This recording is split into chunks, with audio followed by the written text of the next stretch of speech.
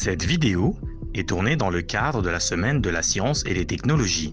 Son contenu correspond au programme du domaine d'apprentissage des sciences du ministère de l'enseignement primaire, secondaire et technique, développé dans le cadre du projet d'éducation pour la qualité et la pertinence des enseignements au niveau secondaire et universitaire. Il y a des animaux qui vivent dans l'eau, d'autres sur la terre et d'autres qui se déplacent plutôt dans l'air. Parmi ces animaux, on peut observer différentes tailles, différentes formes, différentes symétries. Toutes ces caractéristiques sont directement liées au plan d'organisation corporelle de l'animal.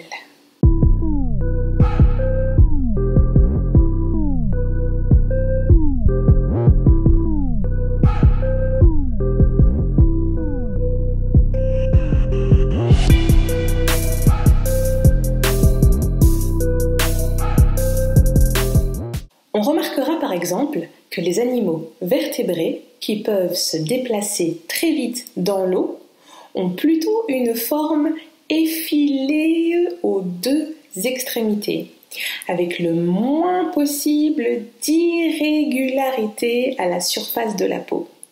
C'est le cas de beaucoup de poissons, de phoques et aussi de pingouins que l'on peut apercevoir, entre autres, sur la pointe sud de l'Afrique. Oui, il y a des pingouins en Afrique. Avez-vous déjà remarqué qu'il est plus difficile d'avancer dans l'eau que dans l'air ? Eh bien, cette similitude de forme effilée chez ces animaux s'explique, entre autres, par le fait qu'ils doivent tous faire face à la résistance de l'eau pour avancer. Ils auront donc une forme hydrodynamique. Les lois de la physique vont influencer également la taille maximale d'un animal. Plus un animal sera grand, plus son squelette doit être robuste et plus les muscles nécessaires au déplacement de l'animal devront être efficaces. Il ne faut pas qu'il y ait trop de muscles non plus, sinon ça finirait par réduire la mobilité de l'animal. Le plan d'organisation corporelle des animaux va nous renseigner sur les propriétés des fonctions biologiques d'un animal. En effet, un crocodile et un éléphant n'auront pas les mêmes besoins en énergie, par exemple, car ils n'ont ni la même taille, ni les mêmes muscles, ni les mêmes activités.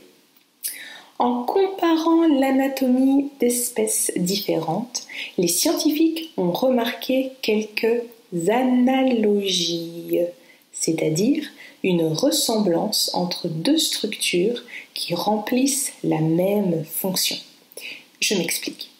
Si nous comparons par exemple le membre antérieur d'une chauve-souris, d'un pigeon et d'un être humain, à première vue, on pourrait croire que la chauve-souris a plus de points communs avec le pigeon qu'avec l'être humain. En effet, et la chauve-souris et le pigeon ont des ailes qui leur permettent de voler, alors que les êtres humains, juste avec leurs bras, ne peuvent pas voler. Sauf que les apparences sont trompeuses.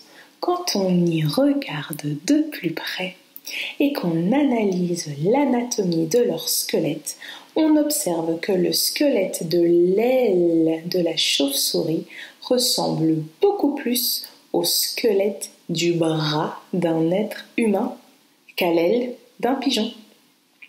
Les scientifiques vont donc parler d'analogie pour comparer l'aile de la chauve-souris et l'aile du pigeon, puisque ce sont deux structures qui se ressemblent et qui servent à la même fonction, c'est-à-dire voler. Par contre, les scientifiques vont parler d'homologie pour comparer l'aile de la chauve-souris et le bras de l'être humain, le membre antérieur. Les membres antérieurs de l'être humain lui servent plutôt à appréhender les choses autour de lui, tandis que les membres antérieurs de la chauve-souris servent plutôt à voler. Ces deux structures ne remplissent donc pas les mêmes fonctions, bien qu'ils aient la même organisation anatomique du squelette de leurs membres antérieurs. En effet, la chauve-souris et l'être humain sont tous les deux des mammifères ayant 5 phalanges distinctes à l'extrémité de leurs membres antérieurs. De plus, ils possèdent tous les deux des poils, alors que le pigeon, lui, possède des plumes. Donc, d'un point de vue biologique, la chauve-souris est bien plus proche de l'être humain que de l'oiseau.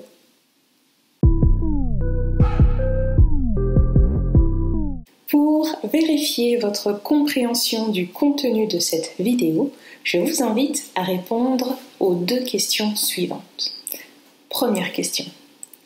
Comment les scientifiques expliquent-ils la similitude de forme chez les animaux vertébrés pouvant se déplacer à grande vitesse dans l'eau?